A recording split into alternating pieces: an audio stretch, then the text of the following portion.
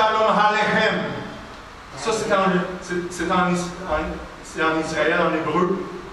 Nous vous annonçons la paix. OK? C'est important de chanter, quand on chante des louanges, qu'on sache qu'on chante. Right? Donc, on va reprendre ça.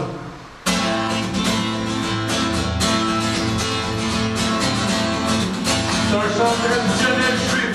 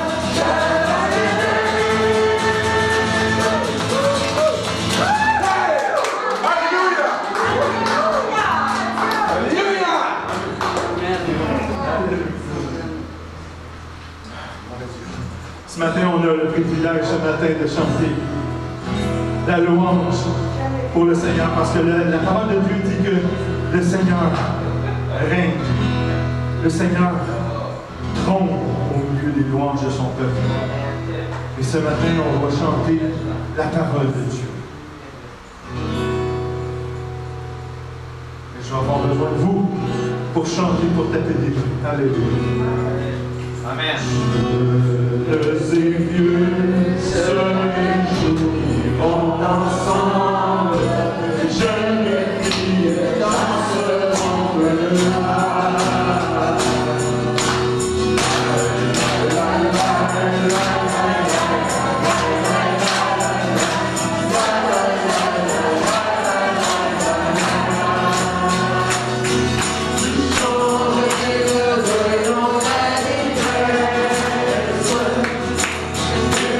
Good.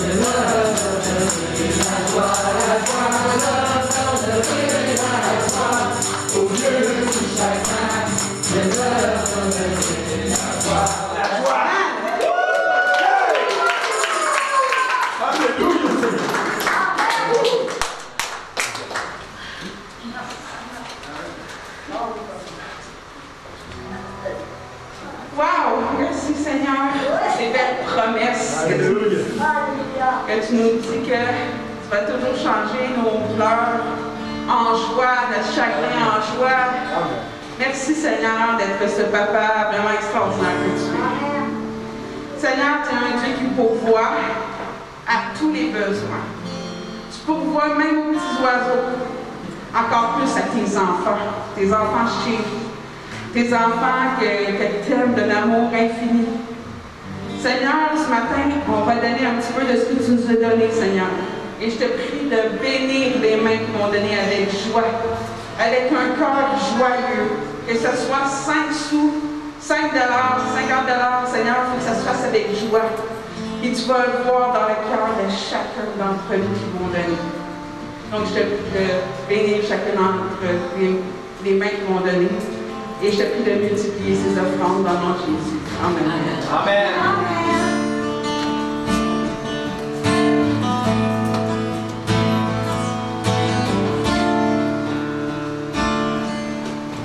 Alléluia.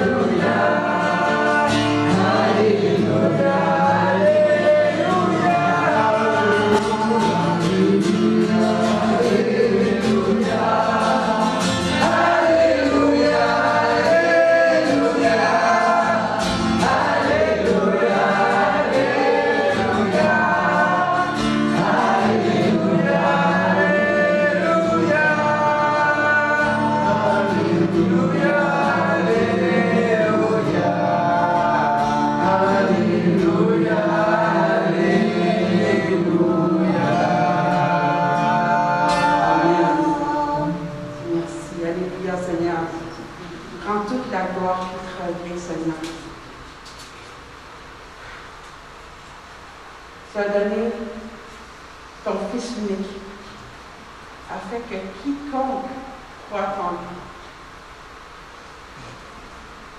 ne périsse point, mais ait la vie éternelle en toi. Amen. Amen. Ce Fils unique est venu sur la terre pour annoncer et montrer aux gens que tu n'es pas un Dieu punisseur, que tu es un Dieu plein d'amour. Tu es un Dieu qui veut guérir. Tu es un Dieu qui veut qu'on puisse marcher dans ta victoire, Seigneur. Donc, il a donné son corps. Il a été meurtri, fouetté, pour qu'on puisse marcher en pleine santé. Ensuite, il a donné son sang, un sang pur, sans tache ni péché, pour qu'on puisse être pardonné aux yeux du Père et qu'on puisse être pour l'éternité avec toi. C'est tellement une espérance extraordinaire, Seigneur, de savoir que le jour où on ne sera plus ici, on va aller rejoindre. C'est tellement réconfortant, Seigneur, de se passer qu'on va être avec toi pour l'éternité. Il n'y aura plus jamais de mal. On va être bien, on va être heureux, on va avoir une joie immense juste d'être à tes côtés, de voir ta belle gloire, wow, j'ai tellement hâte, Seigneur, qu'on soit tous ensemble pour pouvoir te louer tous ensemble. On n'est peut-être pas beaucoup ce matin, Seigneur, mais on dirait qu'on est saints. Parce qu'on chante tout avec notre cœur. Et ce matin, Seigneur, on va prendre la table afin de se remémorer ce que tu as fait, parce que tu as dit dans ta parole, faites ceci en mémoire de moi. Eh bien, on va le faire aujourd'hui en mémoire de toi, Seigneur. Et tu bénis tous les gens qui vont à la table. Dans le nom de Jésus. Amen. Amen. Mon âme, prends la saigne, et que ta flamme brûle en moi, que tout mon être vibre pour toi, toi seul mon maître.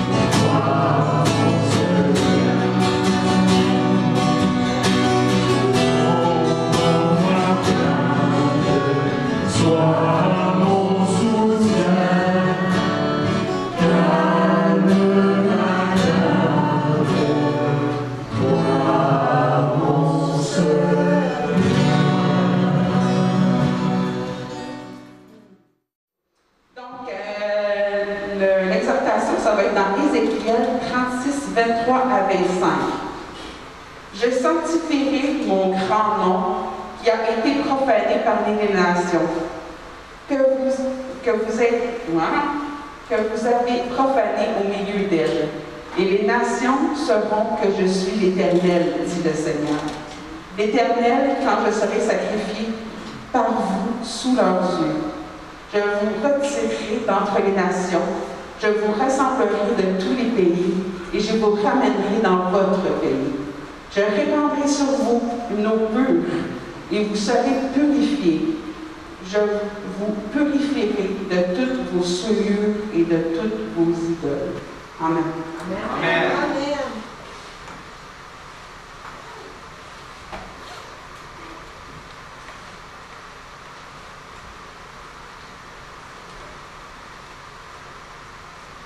Bonjour. Bonjour. Alléluia. Juste avant qu'on aille plus loin, j'avais un petit quelque chose.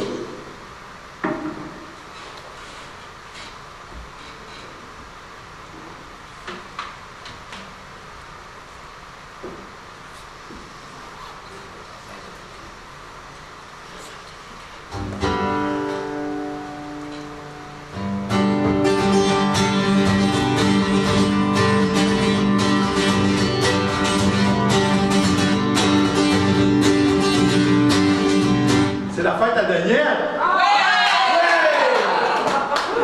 On va faire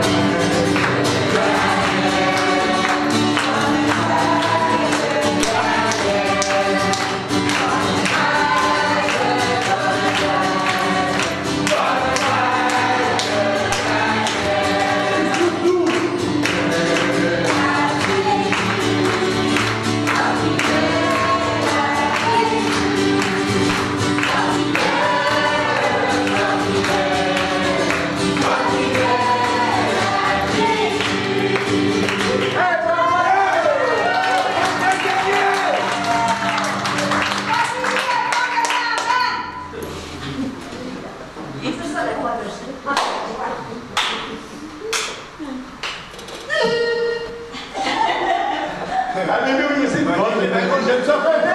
Alléluia, merci Seigneur de me permettre de fêter ce matin. Fêter mon frère, mais aussi fêter. Vous avez remarqué un peu que les louanges avaient une petite saveur. Bonne saveur. Tout à fait. Ça avait une petite saveur de peuple élu. Ça avait une petite saveur d'Israël. Ouais. Alléluia. Il aurait juste manqué les ballons que j'aurais pu sculpter, par exemple, par les. Je sais pas faire ça. Amen. Alléluia. Ah. Ce matin, je vais vous inviter. On ne changera pas quand même. On va continuer à faire ce qu'on fait habituellement. Puis comme je vous ai déjà dit, je vous invite à le faire souvent. Hein, parce que quand on déclare les choses que Dieu a déclarées sur nous, ça arrive. Amen. Amen. Ça arrive. Ah oui. Oui, puis c'est pas de la pensée positive, c'est pas de l'ésotérisme, c'est pas du nouvel âge, non, c'est de dire ce que Dieu a dit, puis confirmer ce que Dieu a dit sur nous. Alléluia! Amen. Amen. On va commencer, si vous le voulez bien, ensemble. On va déclarer ce matin, tous ensemble, tous d'une seule voix, d'un seul esprit. Je reçois la vie et la santé dans tout mon être, parce que le Seigneur désire que je prospère à tous égards et que je sois en bonne santé comme prospère les dons de mon âme. Si vous êtes d'accord avec ça, un beau grand Amen!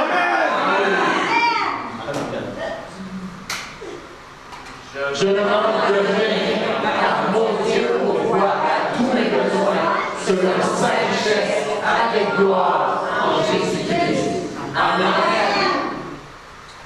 Je suis juste parce que Jésus s'est fait péché pour nous, afin que nous devenions en lui justice de Dieu. Amen.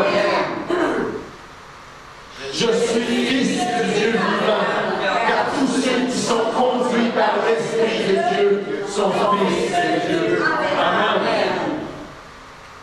Je remplis les fonctions d'ambassadeur pour Christ, parce que par nous, Dieu exhorte les hommes à se réconcilier avec lui. Amen.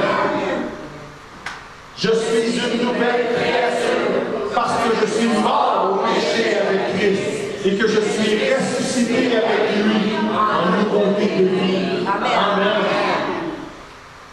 Et cette vie est éternelle parce que Dieu a donné son Fils unique afin que quiconque croit en lui ne périsse point, mais ait la vie éternelle.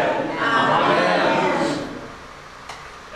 Esprit Saint de Dieu, je suis une place usuelle de l'Église l'Assemblée située à Sherbrooke, au Québec, et je te déclare que je suis intéressé aujourd'hui à connaître quelle direction pour ma vie dans le plan parfait de mon Père et dans les cieux. Et sur là-dessus, on peut acclamer le Seigneur.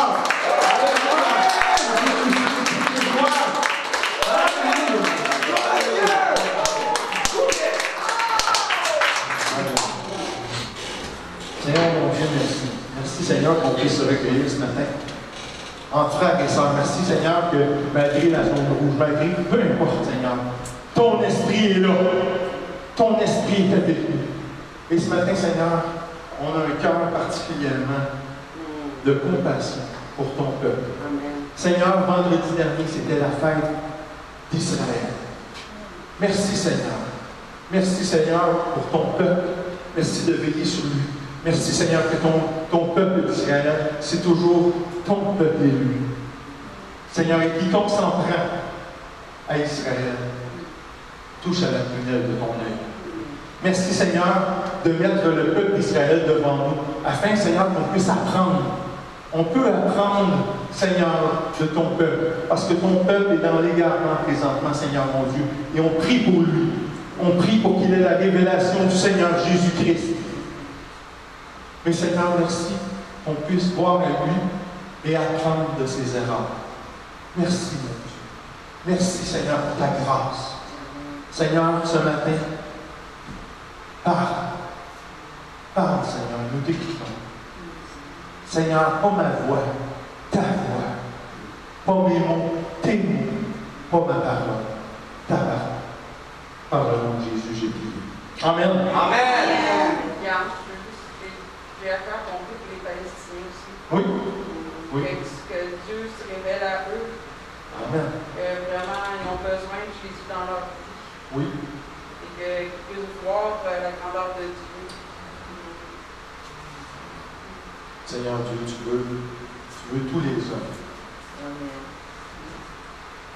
Tous les hommes, Seigneur, sont ta création. Et tu les veux tous. À toi.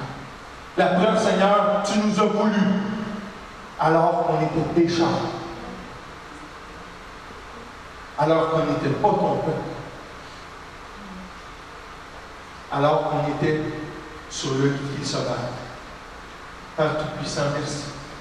Merci de nous avoir amenés et merci de les amener aussi.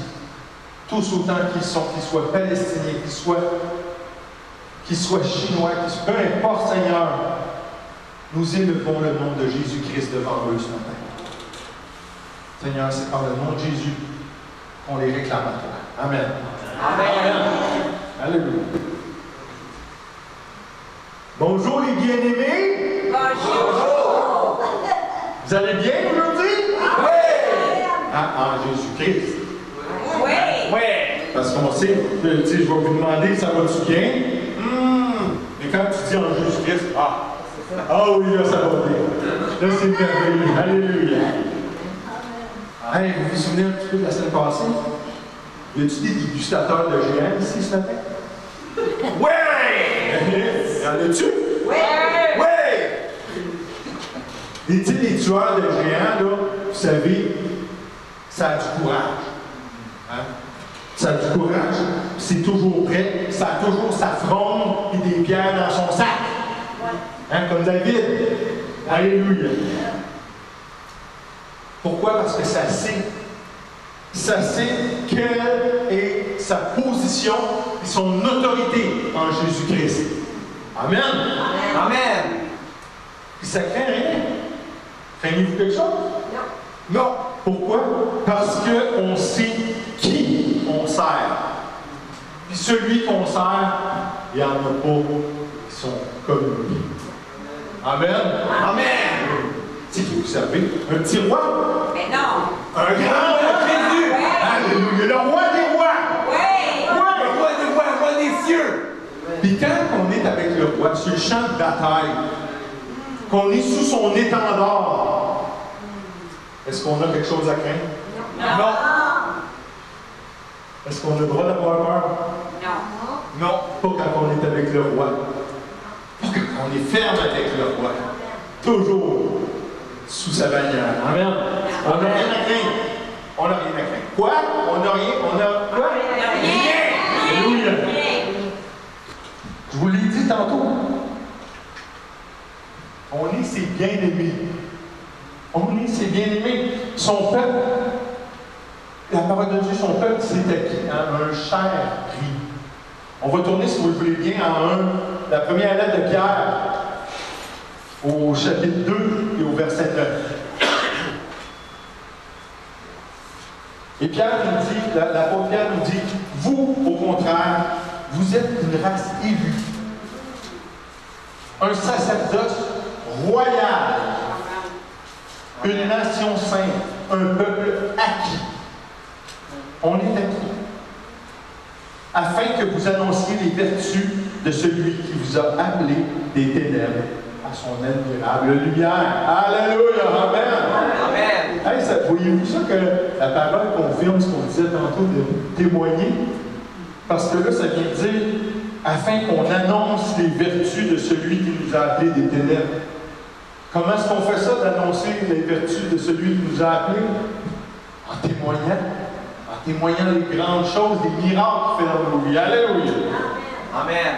Dieu merci de ce qui s'est soucié de nous. Parce que le prochain verset qui suit juste ça, ça dit qu'on n'avait pas reçu la miséricorde. La miséricorde, c'est qui? C'est Jésus. C'est par lui qu'on passe pour aller au Père. C'est par lui qu'on a. C'est lui la miséricorde. Puis on ne l'avait pas reçu. Pourquoi? Bien, Jésus n'était pas venu ici sur la terre. Son ministère n'était pas sur la terre pour édifier et sauver les gentils. Nous autres, les païens, les gentils. Jésus n'est pas venu sur la terre pour nous sauver en particulier. Nous, il est venu en particulier au début pour le peuple d'Israël, le peuple élu de Dieu. Comme je vous ai dit, il y a un peuple pour lequel l'Éternel remue ciel et terre.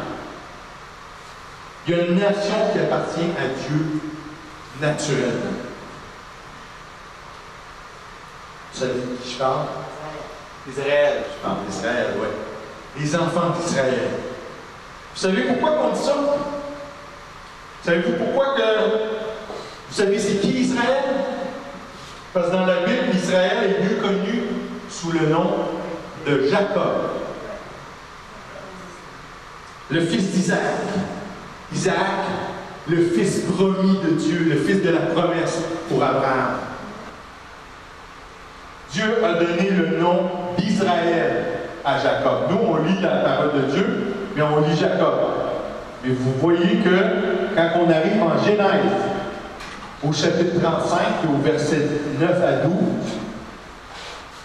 Dieu apparut encore à Jacob après son retour de Padan-Aram et il le bénit. Dieu lui dit, ton nom est Jacob. Tu ne seras plus appelé Jacob, mais ton nom sera Israël. Et il lui donna le nom d'Israël. Dieu lui dit, je suis le Dieu Tout-Puissant, sois fécond et multiplie. Une nation et une multitude de nations naîtront de toi, et des rois sortiront de tes reins. Je te donnerai le pays que j'ai donné à Abraham et à Isaac, et je donnerai ce pays à ta postérité après toi. Dieu bénit sa parole. Amen. Amen. Je reviens au peuple d'Israël. Pourquoi? Mais parce que vendredi dernier, comme je l'ai mentionné, vendredi le 14, c'était Israël célébrait son 73e anniversaire de sa renaissance en tant que nation. OK? Israël, il fêtait 73 ans. C'est arrivé le 14 mai 1948 que Israël est redevenu un peuple, une nation dans le monde. Si vous vous souvenez ce qu'on s'est parlé au cours des derniers mois, ben, vous allez vous rappeler que c'est un anniversaire qui est important. Oui, pour le peuple d'Israël, mais aussi pour nous. Pourquoi? Parce que cet anniversaire-là, c'est un signe. C'est un signe, c'est un des marqueurs qui indique que le temps de la domination de l'ennemi, de Satan, sur ce monde est sur le point de finir. OK? Ce qu'on appelle plus communément la fin des temps. Puis si jamais vous voulez en avoir plus là-dessus, si vous voulez que, je ne me rappelle plus trop c'est quoi qu'on avait dit, je vous invite à aller sur notre canal YouTube, le canal YouTube de l'Assemblée, ou aller sur notre page Facebook, et vous allez trouver la prédication qui se nomme « Encore une ».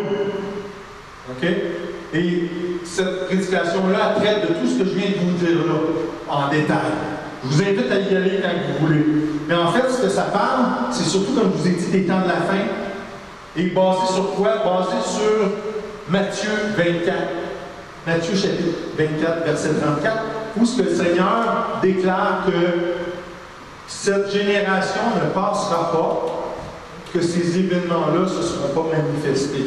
Là, je paraphrase, là, mais c'est en gros ce que le Seigneur dit. Il dit que cette génération-ci, OK, qui a débuté le 14 mai 1948, elle ne passera pas que l'on ait vu tout ce qui se passe en Matthieu 24. OK? C'est en gros ce que la prédication, vous allez voir, la prédication encore une. Donc, je vous invite à y aller, mais je n'étendrai pas plus là-dessus. OK? Je vais revenir à Israël.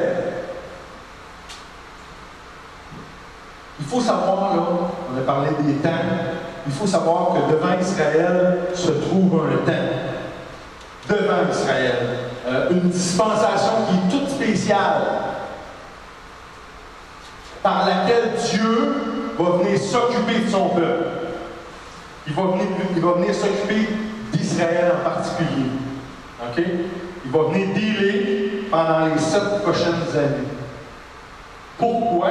Bien parce que, bien qu'Israël a la faveur du Seigneur, ça demeure un peuple beaucoup raide. Puis,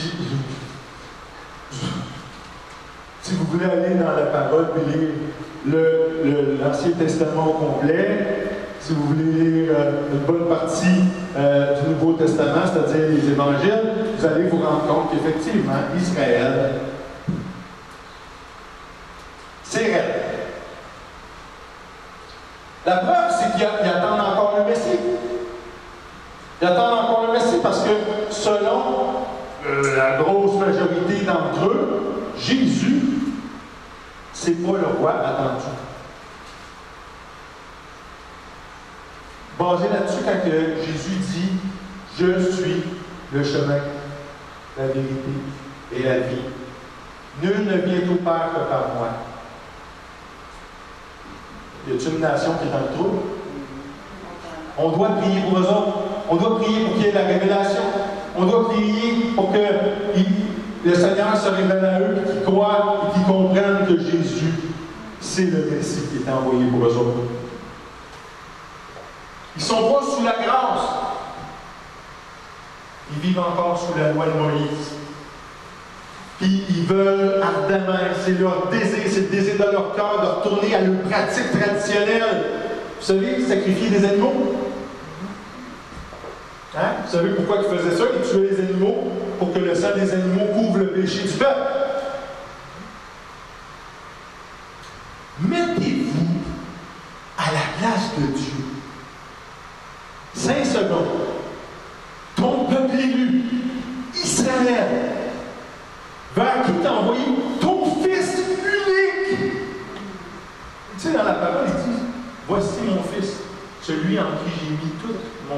élection. Tu as envoyé ton Fils unique en sacrifice pour que ce soit son sang qui lave le péché une fois pour toutes. Et ton peuple veut retourner encore à des sacrifices animaux. Aïe! Ah! Il préfère encore mieux, Israël préfère encore mieux cette attitude abominable-là, parce que c'est abominable là, au Dieu de Dieu. Imaginez-vous, là. Dieu a donné son Fils, puis eux autres, non, on va tuer des boucs, puis des chèvres, puis des brebis, des agneaux. Mais Dieu doit dire, je lui ai donné l'agneau.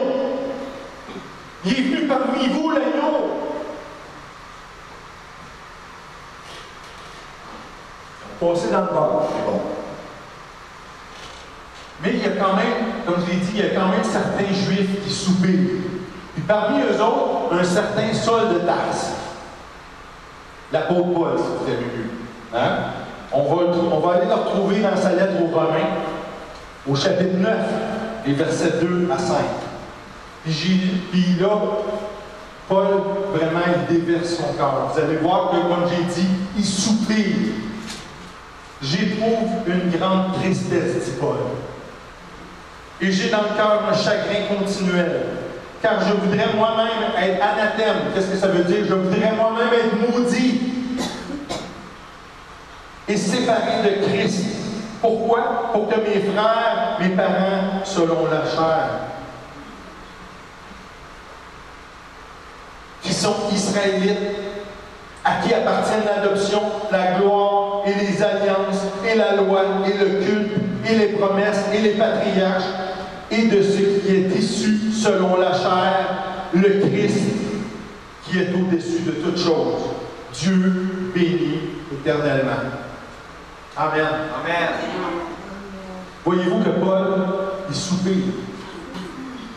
Paul est triste, parce qu'il dit, je serais prêt à laisser mon salut pour que mes frères et mes parents dans la chair, mes parents naturels qui sont en Israël, croient en Jésus-Christ et viennent au salut. Mais ce n'est pas le cas. Ça reste quand même que Israël, c'est le peuple choisi. C'est le peuple de Dieu. Si vous lisez dans votre parole, à un moment donné, vous allez tomber sur le mot élection. L'élection? Non. Ça n'a pas rapport avec le Parti libéral, ça n'a pas rapport avec le Parti québécois, non. L'élection, c'est que c'est un peuple élu. Il a été élu, il a été choisi par Dieu, le peuple d'Israël. C'est son peuple bien-aimé. Nous aussi, on est bien-aimés, on est ses bien-aimés. Mais le problème d'Israël, comme j'ai dit tantôt, il y a la nuque endurcie. Puis il a déjà renoncé à son Messie. Puis orgueilleux comme qui est. C'est triste, mais orgueilleux comme qui est, c'est juste par ses erreurs qu'il va apprendre par lui-même. Puis, vous le savez, ça coûte cher, hein? Ça coûte cher. Ça fait pas mal plus mal de faire tes propres expériences par toi-même. Hein? Oui. Vous avez déjà passé par là. Moi le premier, je passe par là. Hein? On me disait, Yann, fais attention, fais pas ça. Maintenant, je le fais. Juste exemple, une carte de crédit, tu sais. À 5 000 $, la carte de crédit, t'as fait tout au complet. Puis merci, mon frère. Puis les gens t'avertissent, mais tu les écoutes pas. Tu fais à ta tête. Puis tu te pètes la gueule. T'apprends? Oh oui! À l'adulte. C'est pas nécessaire d'être à l'adulte, hein, vous savez? On parle de la fin des temps. Tu sais, tantôt, je vous ai dit, il faut qu'Israël reconnaisse Jésus-Christ, parce que c'est par lui qu'on a accès au Père.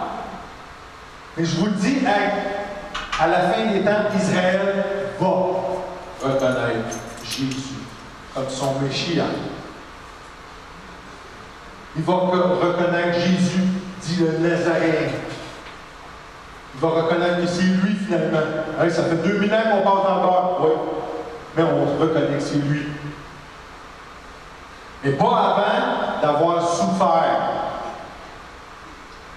selon ses voies pour apprendre, pour expérimenter dans la douleur. Israël, c'est comme un petit enfant qui ne reçoit pas les conseils de son parent. Comme je viens de le dire. Tu sais, le parent va dire, là, non, lâche la bloc, là, parce que tu vas t'électrocuter, c'est dangereux, touche pas à la bloc.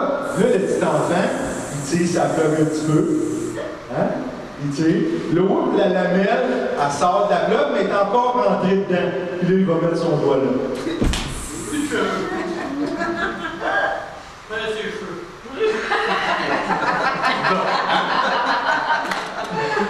Je l'ai dit, moi aussi j'ai pensé par là. Moi aussi.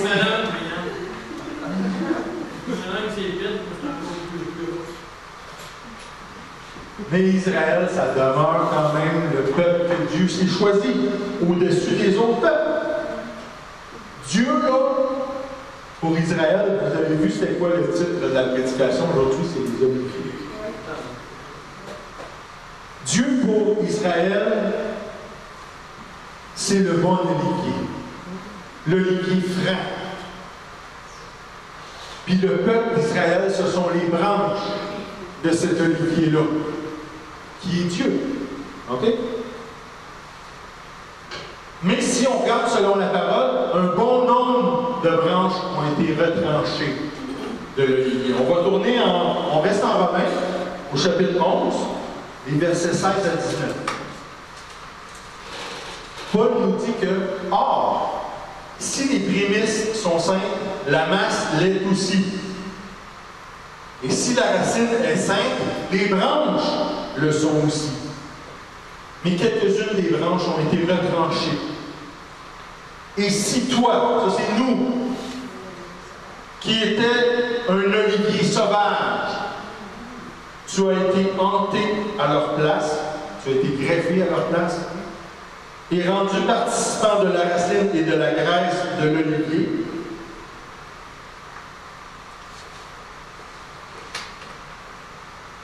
ne te glorifie pas aux dépens de ces branches. Si tu te glorifies, sache que ce n'est pas toi qui portes la racine, mais c'est la racine qui te porte.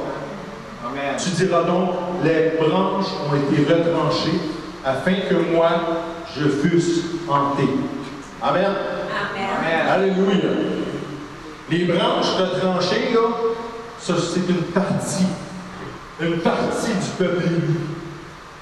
Okay? C'est ceux qui n'ont pas été fidèles à l'Éternel. C'est ceux qui se plaisaient à commettre ce qui est mauvais devant le Seigneur. Entre autres, de rejeter le Seigneur lui-même. Comment ils ont rejeté le Seigneur? Parce qu'ils ont attribué à Jésus une nature qui n'était pas la sienne. Le Messie des Juifs, c'était un roi puissant, un roi guerrier, un roi triomphant. Le peuple d'Israël, il voyait un David 4.0. Il voyait un David version 2 amélioré. Tu sais, 33% plus. C'est ça qu'il voyait. Il ne voyait pas un Dieu aimant et miséricordieux. On reste en Romains. On va aller quelques versets plus loin. Romains 11, et versets 20 à 21.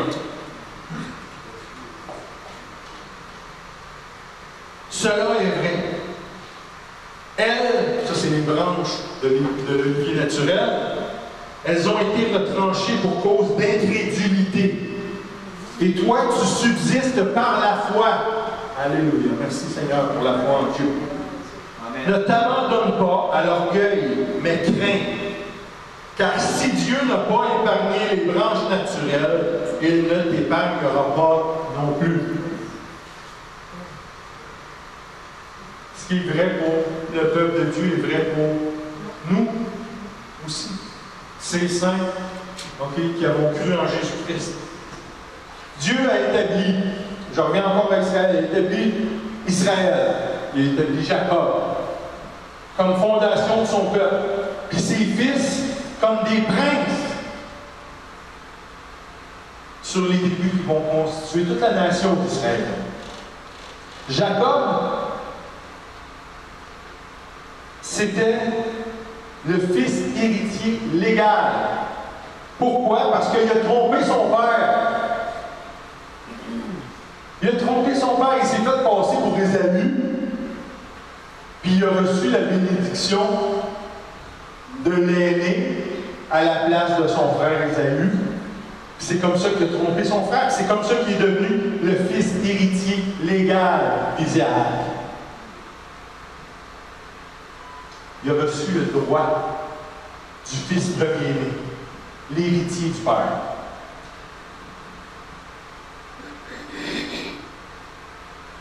C'est lui qui a la place de l'aîné. Hein? C'est une place de choix. Celui qui doit hériter. Il doit hériter, on l'a vu tantôt, quand Dieu a béni Jacob, il doit hériter de la multitude de la descendance promise à Abraham. On retourne en Genèse, chapitre 28, les versets 3 et 4.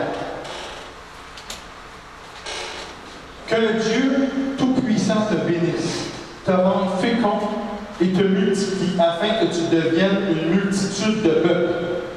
Qu'il te donne, à qui? À Jacob, à Israël, la bénédiction d'Abraham, à toi et à ta postérité avec toi, afin que tu possèdes le pays où tu habites comme étranger et qu'il a donné à Abraham. Amen. Amen. Dieu, là, il a tenu sa promesse. À Jacob, il a tenu sa promesse, on connaît la parole. Il a multiplié, puis il a établi les fils de Jacob pour devenir les premiers enfants d'Israël. Jacob, il a eu 4 ans. Oh, moi, mais Yann, c'est pas selon la Bible, ça.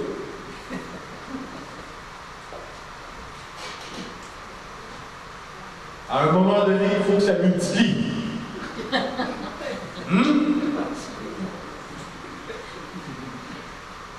Jacob a eu pour femme Léa. Il a eu pour femme Rachel. Il a eu pour femme Bilha, qui était la servante de Rachel, et Zilpa, qui était la servante de Léa. De Léa, il y a eu Ruben, d'où la tribu du même nom. La tribu de Siméon, la tribu de Lévi, la tribu de Juda, la tribu d'Issachar et la tribu de Zabulon. De Léa. Rachel, de son côté, a fait naître Joseph. On connaît bien Joseph? Puis Joseph a eu 2 fils, Éphraïm et Manassé, qui ont donné leur nom à 2 tribus d'Israël. Rachel a été aussi mère de Benjamin, qui a donné son nom à la tribu de Benjamin. Avec sa servante Bilha, Jacob a eu Dan et Naphtali, qui ont donné leur nom aux tribus d'Israël, puis de Zilpa, les tribus de Gad et Aser. Fait que tout le peuple qui compose toutes ces tribus sont les enfants d'Israël. Vous allez me dire, ouais, mais là, j'ai entendu 14 noms. La tribu de Lévi n'a jamais eu de territoire comme tel. Elle n'a jamais été une tribu physique, okay, dans la terre d'Israël. Mais elle a eu plus que ça. On lui a donné d'être la tribu qui faisait le service au temple. Okay? Et puis, Joseph, lui, comme je l'ai dit, il n'a pas eu de tribu à lui-même. Il a laissé ses 2 gars avoir donné le nom à la tribu. Fait que ça, ce sont les branches. OK? Les branches qui sont sur l'Éternel, le bon olivier et l'olivier franc. Mais nous autres, c'est quoi qui arrive avec nous autres? C'est bien beau, là, Israël, c'est bien beau, c'est pas. Et nous autres, c'est quoi qu'est-ce qu'on vient faire là-dedans? Ben, comme Paul l'a dit, nous, on appartenait à un autre olivier. Si Dieu est l'olivier franc, si Dieu est l'olivier naturel, l'olivier sauvage, c'est l'autre. C'est le monde, le Dieu de ce monde, l'esprit du monde, notre ancienne nature, comme Paul il nous le déclare en Romains 11, Romains chapitre 11, les versets 17 et 18. On l'a lu un peu tantôt, mais si quelques-unes des branches ont été retranchées, et si toi, qui étais sur un olivier sauvage, tu as été greffé à leur place et rendu participant de la racine et de la graisse de l'olivier. Ne te glorifie pas aux dépens de ces branches. Si tu te glorifies, sache que ce n'est pas toi qui portes la racine, mais c'est la racine qui te porte. Amen. Donc, on voit qu'on n'appartenait pas à l'olivier franc. On n'appartenait pas à Dieu. On n'était pas à Dieu. Avant que les branches naturelles aient été retranchées.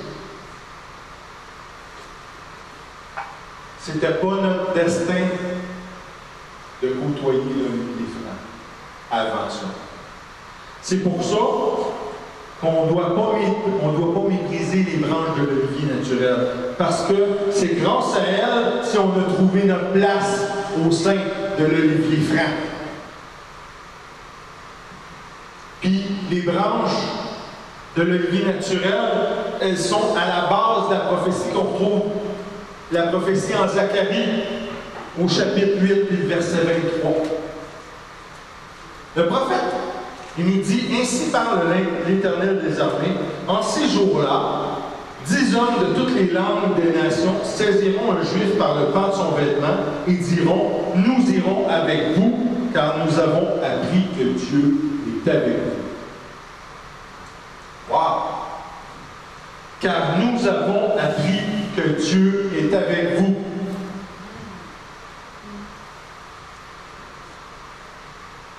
En d'autres mots, on veut ce que vous avez. Et aujourd'hui, il faut comprendre que c'est le monde face à nous qui doit dire la même chose. Aujourd'hui, le monde qui ne connaisse pas Jésus-Christ doit dire face aux chrétiens, je veux ce que vous avez.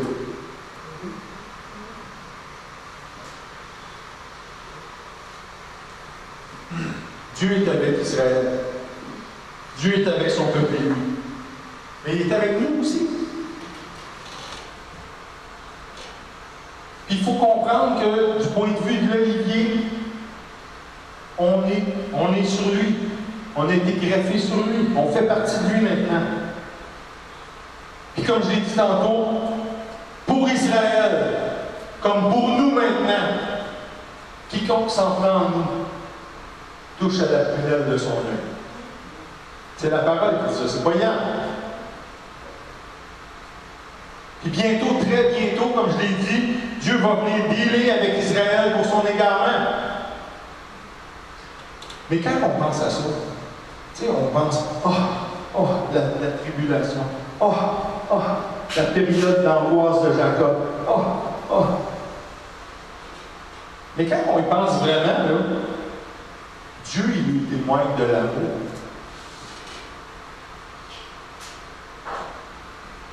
Dieu, il veut les reprendre comme un bon papa. Il veut ce qui est meilleur pour eux autres. Ils sont dans l'égarement présentement. Dieu ne veut pas les laisser là. La période de l'angoisse de Jacob, là, ça peut sembler quelque chose d'effrayant, d'épeurant, aux conséquences sinistres.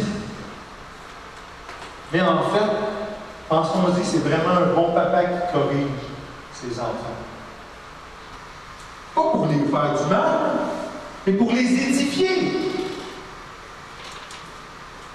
Dieu ne veut pas s'acharner et taper méchamment sur son peuple. Dieu est amour, et il veut que ses branches naturelles reviennent à lui. Comme pour nous autres, Dieu il veut les sauver. Dieu il veut les sauver. Et en Romains, on reste encore au chapitre 11, les versets 25 à 27. Paul nous confirme que Dieu veut les sauver. Car je ne veux pas, frères, que vous ignoriez ce mystère, afin que vous ne vous regardiez point comme sages. Ce n'est qu'une partie d'Israël qui est tombée dans l'endurcissement, jusqu'à ce que la totalité des païens soit entré. Et ainsi, tout Israël sera sauvé. Tout Israël sera sauvé. Selon qu'il est écrit, le libérateur viendra de Sion et il détournera de Jacob les impiétés.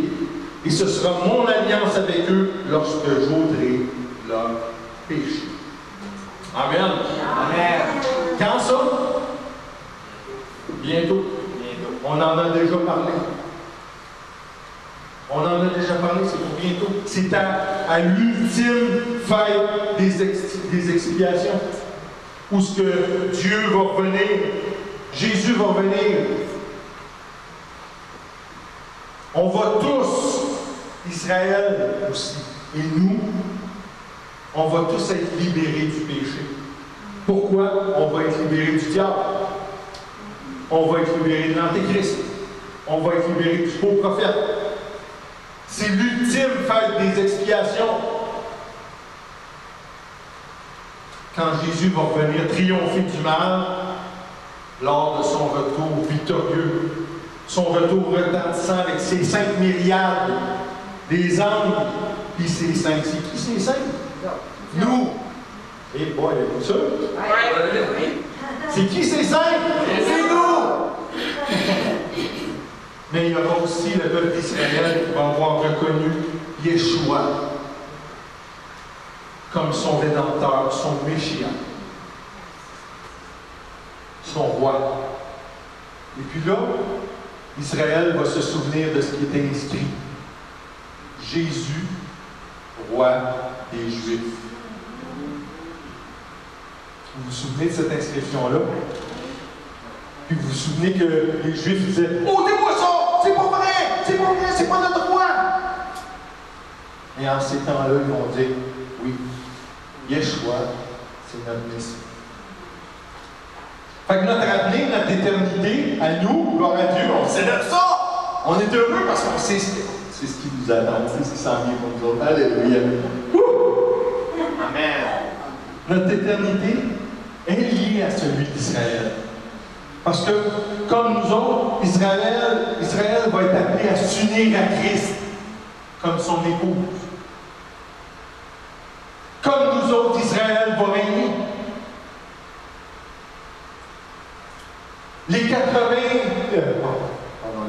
Les 24 vieillards de l'Apocalypse qui sont devant le trône.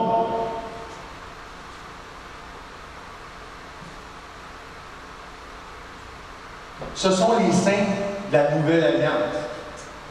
Amen. Puis vous remarquerez qu'il n'y en a pas juste 12.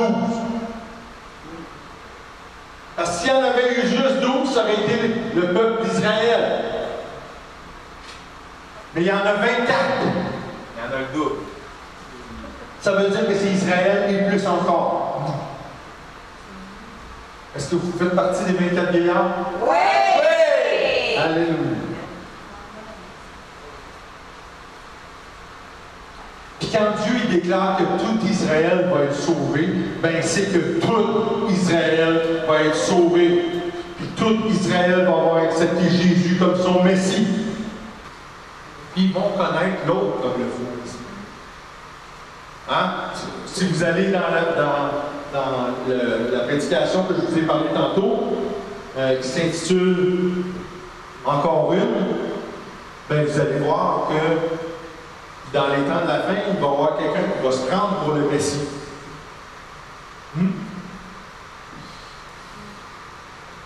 Donc, qu'est-ce que ça change pour nous?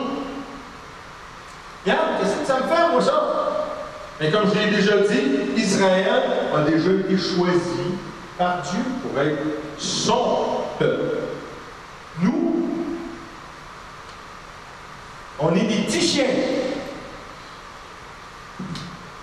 Hein? Je pensais que j'étais un fils de Dieu. Oui, tu es un fils de Dieu, mais allons-y selon la parole, si vous le voyez bien. Il n'y a pas de déshonneur à ça, je vous le dis. On s'en va dans l'évangile de Marc, au chapitre 7, au verset 27 à 28. Il y a à peu près le même passage en Matthieu.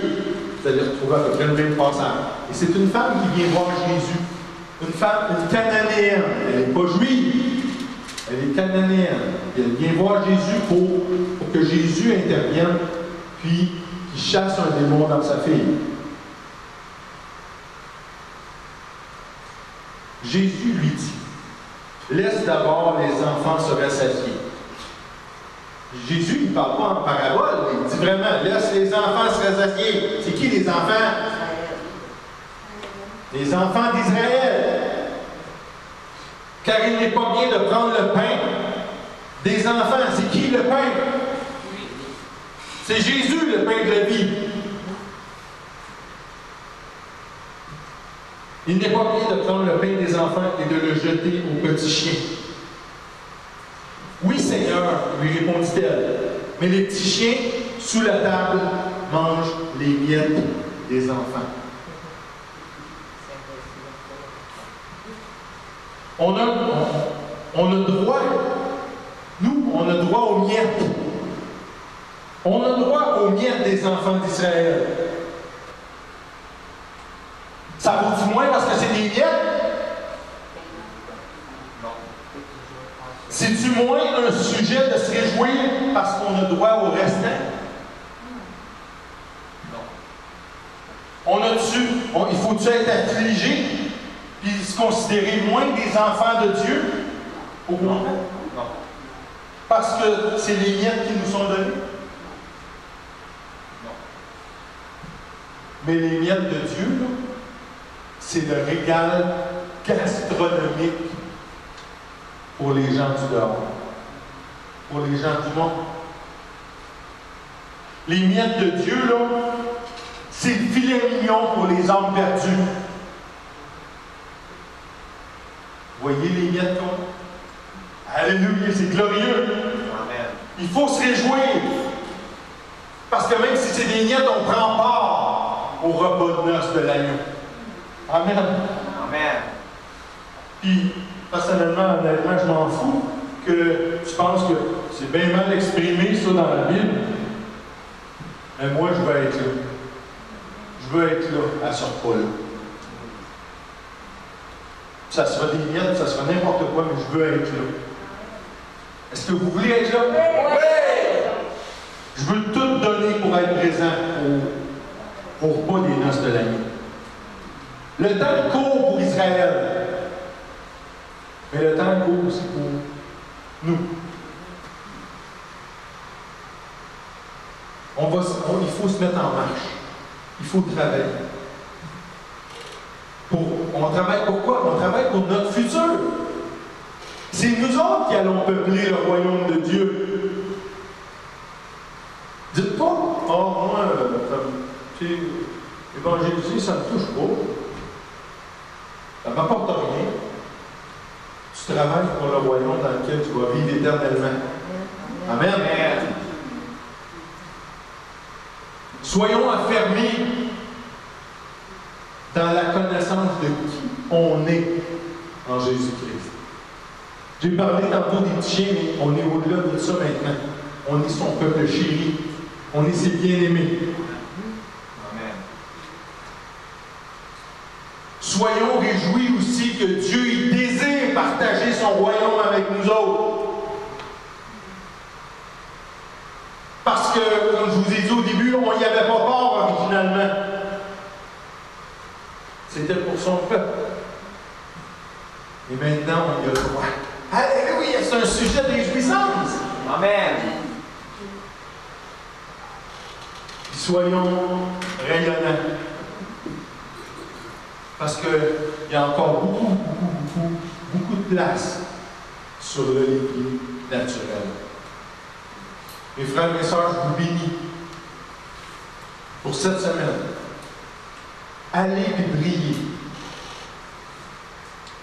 Allez puis briller. Parce que le fait que vous brillez,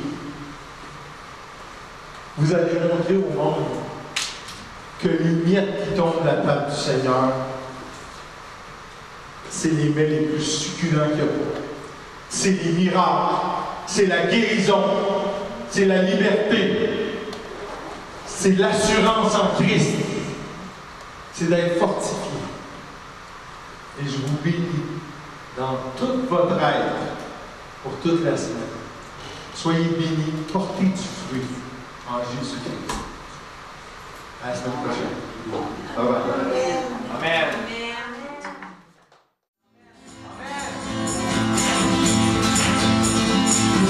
Il est temps de reculer sous les assauts de l'adversaire.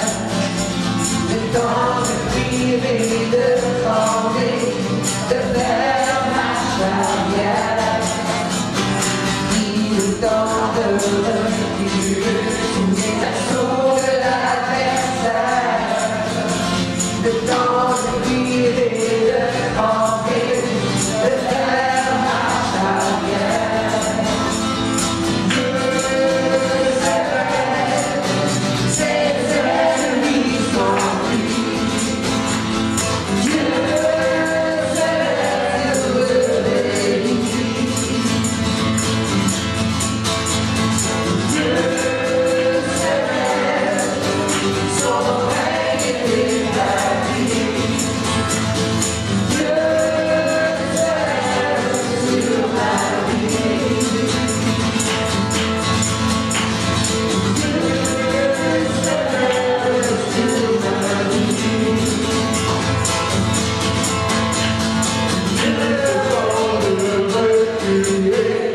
Amen.